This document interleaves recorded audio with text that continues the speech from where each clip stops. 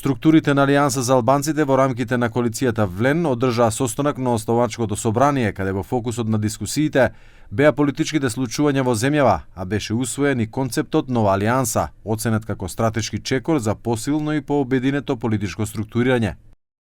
Во духот на реорганизација и внатрешно зајакнување беа донесени следните одлуки: итна суспензија на функционирањето на сите актуелни органи до нова одлука, прогласување привремен мораториум на сите партиски активности. Со мнозинство гласови, Основачкото собрание го овласти председателот Армен Фетај да ги продолжи преговорите во рамките на раководството на Влен со цел формирање на Влен како политичка партија во согласност со досега договорените вредности и принципи. Она што привлече внимание е отсуството на две фигури од Алијанса за албанците на Влен на оваа седница, со која раководеше единствено Армен Фетај, актуелен заменик председател на владата, задолжен за добро владење. Отсуствуваа министрот за здравство Азир Алију и пратеничката Мимоза Муса. На прашањето за ова, Алију даде општо одговор. Значи, идејата на